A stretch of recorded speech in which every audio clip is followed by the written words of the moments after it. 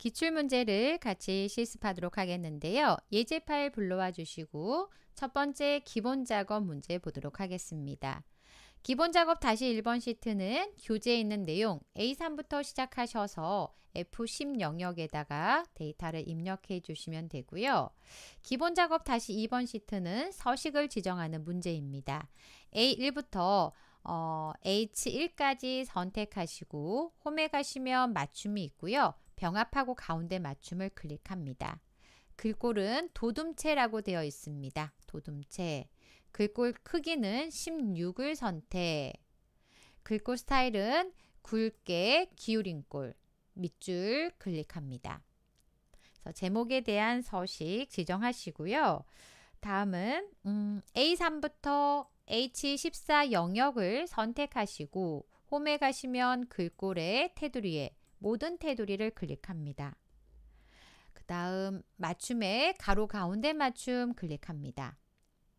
다음 A3부터 A4를 선택, 컨트롤 키 누른 상태에서 B3부터 B4, C3부터 C4, 그 다음에 D3부터 E3, 그 다음에 F3부터 G3, H3부터 H4 영역을 선택하시고요. 홈에 가시면 맞춤이 있고요. 병합하고 가운데 맞춤을 클릭합니다. 다음은 F5부터 G14 영역을 선택하시고요. F5부터 G14 마우스 오른쪽 셀 서식을 클릭하신 다음 숫자는 천단위 구분기호와 라고 되어 있습니다. 그래서 숫자에 천단위 구분기호 표시 소수 이하 자릿수는 한 자리 선택하시고 확인 버튼 누릅니다. 다음은 A4부터 A5부터 A14 영역을 선택하시고요. 이름 상자에다가 어린이, 회원, 명단이라고 입력하고 엔터. 혹시 이름을 정의하셨는데 이름에 정의하는데 영역을 잘못 지정하셨거나 이름에 오타가 있었다면 수식에 가셔서 이름 관리자에 가셔서 이름을 정의하셨던 거를 삭제하고 새롭게 범위 정하셔서 이름을 정의해 주시면 됩니다. 이름 정의를 잘못했을 때는. 그래서 기본 작업 다시 2번 시트에 서식을 지정하는 문제 5문항 같이 살펴보셨고요. 다음은 기본 작업 다시 3번에 조건부 서식 문제를 보도록 하겠습니다. 조건부 서식은 제목을 포함하지 않고요. 첫 번째 데이터가 있는 A5부터 I13 영역을 선택합니다. 홈에 가시면 스타일에 조건부 서식이 있고요. 새 규칙을 클릭합니다. 수식을 사용하여 서식을 지정할 셀 결정 선택하시고요. 전년대 실적, 목표대 실적이 모두 증가한 경우라고 되어 있습니다. 일단 모두 두 가지 조건에 모두 만족해야 되니까 수식에다가 등호 입력하시고요. 함수 이름은 and라고 입력하고 가로를 엽니다. 첫 번째, 모두 증가한다 라는 거는요. 문제에 0보다 큰 경우를 말합니다 라고 되어 있습니다.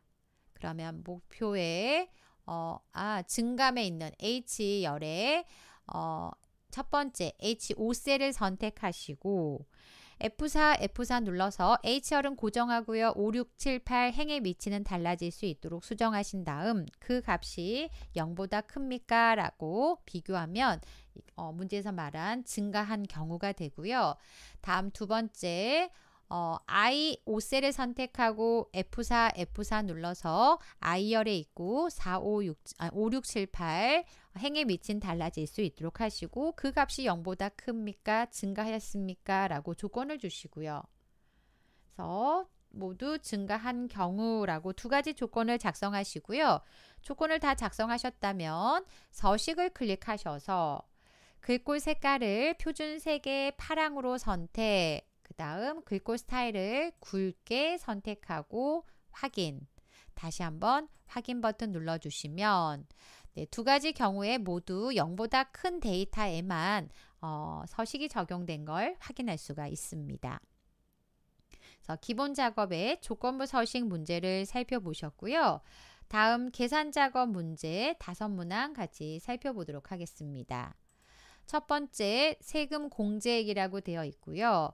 급여 총액과 아래쪽에 있는 세금 조견표를 이용하여 급여 총액에 대한 세금 공제액을 계산하고 223부터 29 영역에다가 표시하시오라고 되어 있습니다.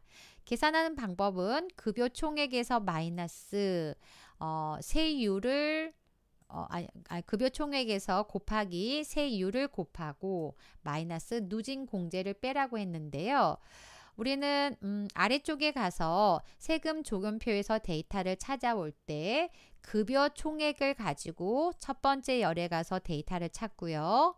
그 다음 세율과 누진 공제를 찾아오겠습니다 라고 작성할 겁니다. 그럼 먼저요. 어떤 것부터 할까요? 세율, 그냥 문제에 나와 있는 수식부터 입력해도 돼요. 등호 입력하시고 급여 총액 곱하기 그 다음 세율을 찾아오겠습니다. VLOOKUP 함수를 사용하실 거고요. VLOOKUP 함수에 대해서 함수 삽입 누르셔서 첫 번째 찾을 값은 바로 왼쪽에 있는 급여 총액을 가지고 두 번째 테이블 어레이는 아래쪽에 있는 세금 조건표가 가셔서 A13부터 D15 영역에 가서 찾는데 수식을 복사하더라도 항상 같은 영역입니다 라고 F4 눌러서 절대 참조. 우리가 찾고자 한 데이터는 첫 번째에서 데이터를 찾고요. 가져올 데이터는 세 번째 열입니다 라고 3이라고 넣으시고요. 정확하게 일치하는 값은 아니기 때문에 생략하시거나 true라고 입력하시고 확인. 그러면 세금 공제액이 구해졌고요. 일단 여기까지만 하면 값을 복사했을 때 이렇게 표시가 되네요. 그 다음 누진 공제를 마이너스 하라고 했습니다. 마찬가지로 맨 끝에 가셔서 더블 클릭하신 다음 빼기 VLOOKUP 함수를 통해서 급여 총액에 따른 누진 공제를 찾아서 빼겠습니다 라고 VLOOKUP 입력. 그 다음 함수 삽입에 가셔서 찾을 값은 급여 총액을 가지고 테이블 어레이 A13부터 D15 영역에 수식을 참조하더라도 이 영역은 항상 고정된 영역입니다 라고 F4 눌러서 절대 참조. 우리가 가져올 데이터는 첫 번째에서 찾고 네 번째에서 가져오겠습니다. 4라고 입력하고 정확하게 일치하는 값은 아니기 때문에 생략하시고 확인. 아래까지 수식을 복사해 주시면 되겠습니다. 그 다음 구하신 값을 1의 단위에서 버림하여 10의 단위까지 표시하시오 라고 되어 있습니다. 문제에 제시된 함수는 라운드 다운이 아니라 trunc라고 되어 있는데요. 등호 다음에 trunc 입력하시고 trunc 안쪽에 커서를 갖다 놓고 함수 삽입 누르셔서 자릿수를 1의 자리가 내림되니까 마이너스 1이라고 입력하시고 확인 버튼 눌러서 아래까지 수식을 복사해 주시면 되겠습니다. 다음은 두 번째 문제를 보도록 하겠는데요. 총점과 그 다음 표에 작성된 H13부터 I15 영역에 작성된 총점에 따른 총점을 가지고 순위를 구해서 순위에 따른 경품을 표시하는 문제입니다. 일단 M3에다 커서를 갖다 놓고요. 랭크.eq 함수를 이용하셔서 랭크.eq 더블 클릭 함수 삽입에 가서 우리는 순위를 구할 겁니다.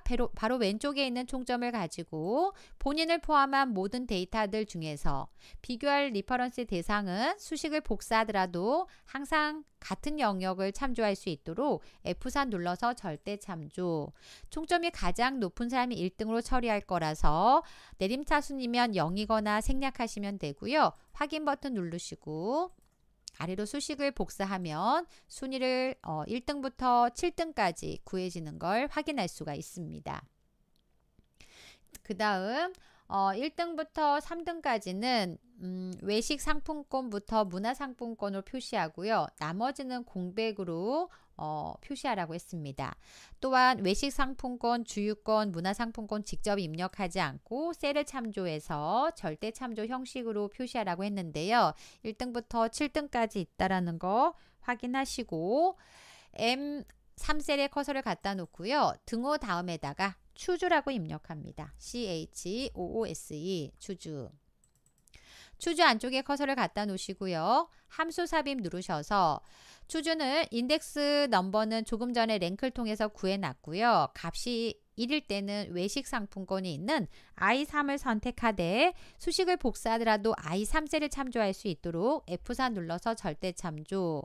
두 번째 2등이면 주유권이 있는 I14, F4 눌러서 절대 참조. 3등이면 문화상품권이 있는 I15셀을 선택하고 F4 눌러서 절대 참조.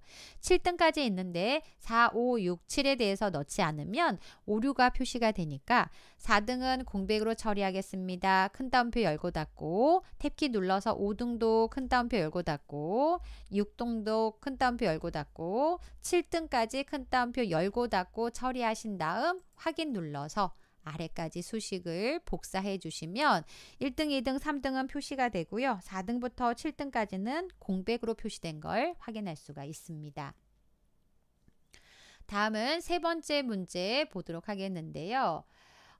출발 시간과 정류장 개수, 정류장당 소요 시간을 이용하여 도착 예정 시간을 표시하는데요. 타임 함수, hour, minute 함수를 이용해서 시간을 표시할 겁니다. 일단 계산하기 전에요. 타임 함수를 이용해서 시분, 초 형식으로 일단 작성하고요. 그리고 나서 정류장 개수와 그다음에 정류장당 소요 시간을 곱해서 추가하도록 하겠습니다. F21셀에 커서를 갖다 놓고요. 타임 함수를 입력합니다. 타임은 시분, 초 값을 넣어주면 시간 형식으로 표시할 수 있는 함수이고요. fx 함수 삽입을 누르시면 첫 번째 hour, 앞에 있는 이름을 똑같이 쓰시면 돼요. hour, hour 함수에 우리는 출발 시간에서 시간을 추출해 오겠습니다. 다음 분을 추출하겠습니다 라고 minute, minute 라고 입력하시고 출발 시간에서 분을 추출해 오겠습니다. 초는 초 단위는 없는 것으로 한다 라고 되어 있으니까요. 0을 입력하시고 확인. 그럼 7시 20분 동일하게 표시가 되는데요. 7시 20분 출발 시간에 출발을 해서요. 정류장 27정거장을 5분 간격으로 소요된다면 도착은 언제 할 건가? 우리는 타임 함수에 커서를 갖다 놓고 함수 삽입에 가셔서요. 미니츠에다가 더하기를 합니다. 현재 분에다가 27 정거장 개수 곱하기 정류장당 소요 시간이 있는 이 21셀을 곱해가지고 그 다음에 분에다가 더하겠습니다. 물론 가로를 묶어주지 않으면 곱하기 연산자를 먼저 합니다. 가로 처리하셔도 되고 안 하셔도 상관은 없습니다. 그래서 기존에 있는 분에다가 우리는 정류장 개수에다가 정류장당 소요 시간을 곱해가지고 더하겠습니다. 라고 작성해 주시고요. 확인 버튼 누르시고 아래까지 수식을 복사해 주시면 되겠습니다. 세 번째 문제 같이 작성해 보셨고요. 다음 네 번째 문제입니다. 표사의 부서명과 초과 근무 시간을 이용하여 부서명별 초과 근무 시간의 합을 계산해서 표시하라고 했는데요. sum if 함수를 통해서 한 번만 구하지 않고요. 부서별로 초과 근무 시간의 합계를 구할 거라서 수식을 작성한 다음에 채우기 할 때 고정된 영역, 절대 참조가 좀 필요할 것 같습니다. I31셀에 커서를 갖다 놓고요. sum if라고 입력합니다. 함수 삽입을 누르셔서요. 첫 번째 레인지는요. 부서명에 가서 이 부서명은 아래로 수식을 복사하더라도 항상 같은 영역을 참조합니다. F4 눌러서 절대 참조. 두 번째 조건은 직접 부서명을 입력하지 않고 H31셀을 참조하시고요. 다음 세 번째 sum range는 우리 초과 근무 시간을 가지고 합계를 구할 거라서 K20부터 K28까지 선택하고 F4 눌러서 절대 참조. 그리고 확인 버튼 누르시면 부서명별 초과 근무 시간에 합계를 구해서 표시할 수가 있습니다.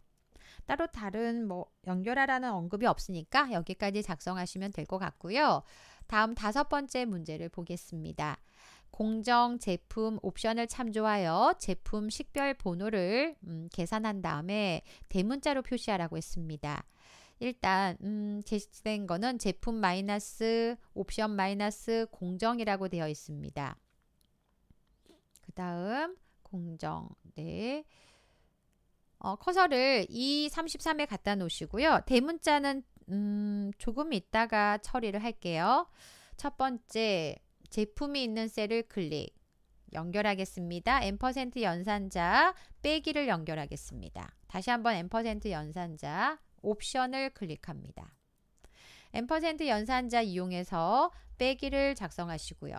다시 n% 연산자 공정의 마지막 숫자니까 라이트 함수를 쓰겠습니다. 라이트 함수. 그 다음 함수 삽입을 누르셔도 되고 직접 쓰셔도 되는데요. 텍스트는 공정에 가서 마지막에 한 글자를 가져오겠습니다 라고 1이라고 넣으시고 확인. 이렇게 표시가 되는데요. 제품 식별 번호가 표시가 되는데 대문자로 표시하라고 했습니다. UPPR 함수를 우리 제품과 옵션에 각각 넣으셔도 되고요. 우리는 전체로 묶어서 등호 다음에다가 UPPER 넣으시고 맨 마지막에 가셔서 가로 닫거나 또는 옵션에서 가로를 닫으셔도 상관없습니다. 엔터 눌러서 아래까지 수식을 복사하시면 현재 작성된 영문에 대해서는 대문자로 표시할 수가 있습니다. 문제 제시된 UPPR 대문자로 표시한 함수를 사용해 주시면 되고 2번 사용하셔도 되고요. 각각 묶어서 처리하셔도 되고요. 한 번에 전체를 묶어서 대문자를 표시하셔도 괜찮습니다. 계산 작업 5문항 살펴보셨고요. 다음은 분석 작업 다시 1번에 클릭하셔서 부분합 문제를 보도록 하겠습니다. 부분합 문제가 나왔다. 정렬을 확인하셔야 되는데요. 정렬이 하나가 아니라 2가지 기준입니다. 그럼 데이터 안쪽에 커서를 두시고 데이터에 가서 정렬을 클릭하신 다음 첫 번째 정렬의 기준은 거래처를 가지고 오름차순 하겠습니다. 다시 기준을 추가해서요. 도착지를 선택하고 오름차순 선택하신 다음 확인을 클릭합니다. 다음 부분합을 실행할 건데요. 데이터에 가셔서 부분합을 클릭하신 다음 첫 번째 거래처별로 그룹할 항목을 거래처를 선택하고 지급액에 대한 합계를 구하겠습니다 라고 선택하시고 확인. 다시 한번 부분합을 실행하겠습니다 라고 부분합을 클릭하는데 두 번째는 거래처가 아니라 도착지를 선택하시고요. 다음 수량의 개수를 구하겠습니다. 개수를 선택하고 지급액에 대한 선택을 해제하신 다음에 수량을 체크하되 조금 전에 구한 합계도 표시하고 지금 구할 개수도 표시할 거라서 새로운 값으로 대치라는 체크를 꼭 해제하시고 확인을 클릭합니다. 다음은 표 서식을 적용하라고 했는데요. 홈에 가시면 표 서식이 있고요. 보통이니까 중간에 가셔서 마우스 갖다 놓으면 녹색의 표 스타일 보통 7을 클릭합니다. A4부터 전체 영역이 들어가나 I39까지 들어가야 되는데 범위가 잘못됐다면 A4부터 I39까지 선택해 주시고 확인 버튼 누르시고요. 네, 여기까지 작성하시면 부분합에 대한 작업을 하셨습니다. 다음은 분석 작업 다시 2번에 시나리오 문제를 보도록 하겠는데요. 문제에서 이름을 먼저 정의하라고 되어 있는 영역에 이름을 정의하고 나서 그 다음 시나리오를 작성하도록 하겠습니다. D13셀을 선택하시고 이름 상자에다가 연평균 성장률이라고 입력하고 엔터. 두 번째 D14를 선택하시고 우리는 원가 비율이라고 입력하고 엔터. D15셀을 선택하시고 기타 경비라고 입력하고 엔터. G10셀을 선택하시고 순이익 평균이라고 입력합니다. 그리고 엔터. 이름 정의를 다 하셨다면 실제 값의 변화가 있는 D13부터 D15 영역을 선택하시고 데이터에 가시면 예측의 가상 분석의 시나리오 관리자를 클릭합니다. 추가를 클릭하시고요. 기존 설명은 지우셔도 되고 그냥 남겨두셔도 상관없고요. 시나리오 이름을 이익 증가라고 입력하시고 범위가 D13부터 D15가 선택이 되어 있나 확인하신 다음 확인 버튼 누릅니다. 현재는 5%인데요. 6%로 수정했을 때 6%, 그다음에 원가 비율은 현재 45%인데 35%, 기타 경비는 현재 10%인데 8% 수정합니다. 그리고 추가. 다음 설명 지우셔도 되고 남기셔도 되고요. 시나리오 이름은 이익 감소라고 입력하시고 확인. 현재 값을 4%로 수정. 다음 55%로 수정, 12%로 수정하신 다음에 확인을 누르시면 두 개의 시나리오가 작성이 되어 있고요. 요약을 클릭하셔서 저희는 G10셀의 순이익 평균의 결과를 보고자 합니다. 확인 버튼 누르시면 현재 작업하는 분석 작업 다시 2번 시트 왼쪽에 시나리오 요약 시트가 만들어지는데요. 분석 작업 다시 2번 시트 바로 뒤에 위치하라고 되어 있으니까요. 드래그 하셔서 분석 작업 다시 2번 시트 뒤로 옮겨주시면 되겠습니다.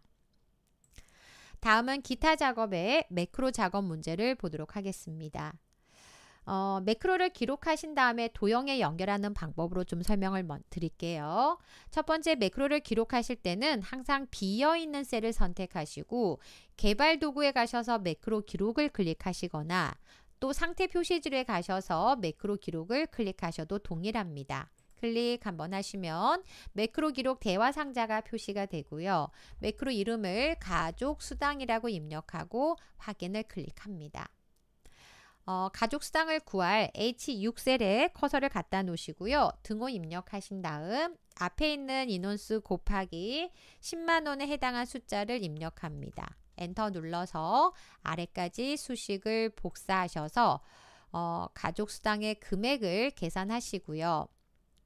다 구하셨다면 개발 도구의 기록 중지를 클릭하시거나 상태 표시줄의 기록 중지 누르셔서 매크로 기록을 종료합니다.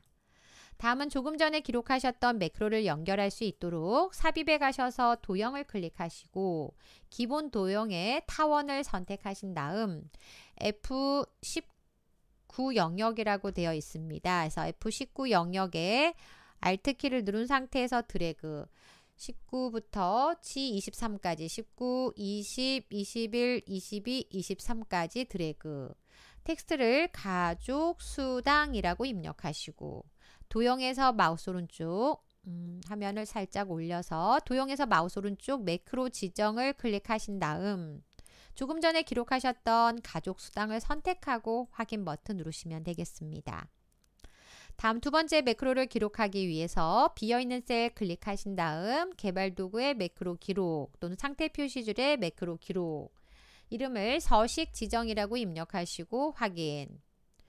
I4부터 I15 영역입니다. I4부터 I15 영역을 선택하시고 홈에 가시면 글꼴에 기울인 꼴 그 다음 채우기 색깔은 표준색의 노랑 선택하시고요. 열 너비가 조절이 필요하시면 조절해 주시고 서식 지정 작업을 다 하셨다면 개발 도구의 기록 중지 또는 상태 표시줄의 기록 중지 버튼 누르십니다. 다음은 조금 전에 기록한 서식 지정을 연결할 도형을 만들기 위해서 삽입에 가셔서 도형에 사각형을 선택하시고 직사각형 선택하신 다음 H19부터 드래그합니다. Alt키를 누른 상태에서 H19부터 I23 영역에 드래그 하시고요. 텍스트를 서식 지정이라고 입력하시고 도형에서 마우스 오른쪽 매크로 지정을 클릭하신 다음 조금 전에 기록하셨던 서식 지정을 선택하고 확인 버튼 누르시면 매크로를 연결하실 수가 있습니다. 그래서 기타 작업의 첫 번째 매크로 문제 살펴보셨고요. 다음은 차트 작업 문제를 보도록 하겠습니다. 종가 계열이 표시되지 않도록 데이터 범위를 변경하라 라고 되어 있으니까요. 종가 계열이 있는 주황색 계열을 선택하고 마우스 오른쪽 삭제를 클릭합니다. 코스피 지수 계열은 회색 계열인데요. 선택이 어려우시면 그냥 거래량 계열을 선택하고 마우스 오른쪽 계열 차트 종류 변경을 누르셔서 그 다음 코스피 지수를 선택하신 다음 표식이 있는 꺾은 선형 보조축을 체크하시고 확인을 클릭합니다. 차트 제목을 입력하기 위해서 차트 요소에 가셔서 차트 제목을 클릭하시고 차트 제목에다가 주식 거래 현황이라고 입력합니다. 그 다음 주식 거래 현황에 차트 제목을 선택하신 다음 글꼴은 궁서체, 크기는 14, 글꼴 스타일은 굵고 기울인 꼴, 밑줄을 클릭합니다. 다음 거래량 계열에서요. 2026년 1월 12 요소에 대해서 거래량 막대고요. 막대에 1월 12를 클릭하되 다시 한번 클릭하셔서 하나 요소만 선택하고 마우스 오른쪽 데이터 레이블 추가하시면 값을 표시할 수가 있습니다. 세로 값축을 선택하고 마우스 오른쪽 축 서식을 클릭하신 다음 표시 단위에 오셔서 1000이라고 되어 있습니다. 1000. 1000이란 글자가 이렇게 눕혀서 표시가 되는데요. 다시 1000이라는 표시 단위를 선택하고 텍스트 방향을 가로로 바꿔주십니다. 다음 데이터 레이블이 표시되도록 지정하셨고요. 범례를 위쪽에 표시하시오 라고 되어 있으니까 차트 요소에 범례를 선택하시고 오른쪽에 범례 서식에서 위쪽을 클릭. 범례를 다시 선택된 상태에서 채우기에 우리 채우기에 가셔서 단색 채우기에 흰색 배경 1번이라고 되어 있습니다. 흰색 배경 1번. 그 다음 테두리에 그림자라고 되어 있는데요. 옵션에 가셔서 효과에 가셔서 그림자 미리 설정에 오프셋 오른쪽 아래 클릭하셔서 범례에 대해서 그림자 효과 서식을 지정해 주시면 되겠습니다. 차트 5문항에 대한 서식 지정을 하셨고요. 제시된 그림과 여러분이 실습한 그림, 제시된 그림과 비교해 보시고 맞게 작성이 되어 있는지 확인하시면 되겠습니다. 기출문제 기본 작업부터 차트 작성, 기타 작업까지 같이 살펴보셨습니다.